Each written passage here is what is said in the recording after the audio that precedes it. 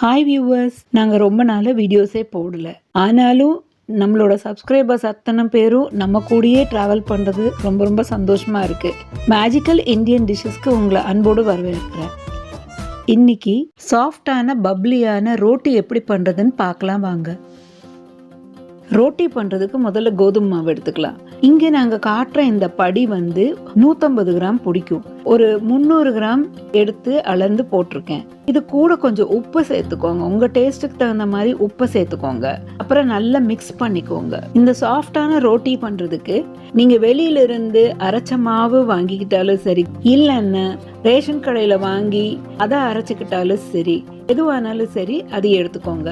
மாவை நல்லா கலந்துக்கிட்டு அது கூட கொஞ்சம் கொஞ்சமா லேசான வார்ம் வாட்டர் விட்டு கொஞ்சம் கொஞ்சமா பிசைங்க.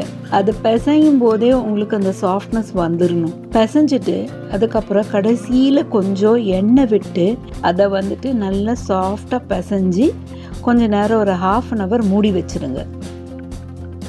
ரோட்டி மாவு 1/2 hour ஊறின பிறகு அதை லாங் சைஸில் உருட்டிட்டு சின்ன சின்ன பீசஸாக கட் பண்ணி சேம் சைஸில் உருட்டி வச்சுக்கோங்க.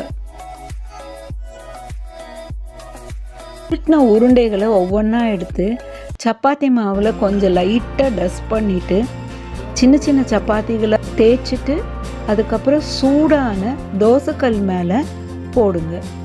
அந்த ஈரப்பதம் வத்துற வரைக்கும் கொஞ்சம் முன்னையும் பின்னையும் திருப்பி போட்டுட்டு, ரோட்டி சுடுறதுக்குன்னே இப்போ கம்பி தவா ஒன்று வருது, அதில் இது போட்டுட்டு ஹை ஃப்ளேமில் வச்சுட்டிங்கன்னா 1 செகண்டில் அது உப்பி வந்துடும்.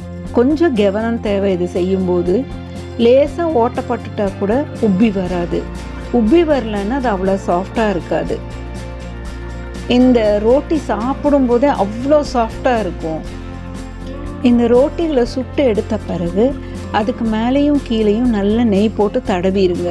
இப்போ பிரித்து காட்டுறாங்க பாருங்க, உள்ள எவ்வளோ ஹாலோவாக இருக்குது, அவ்வளோ சாஃப்ட்டு. மேலே லேயரும் சரி கீழே லேயரும் சரி அவ்வளோ லேசாக. நீங்களும் இதை செஞ்சு பார்த்து உங்கள் கமெண்ட்ஸை ஷேர் பண்ணுங்கள்.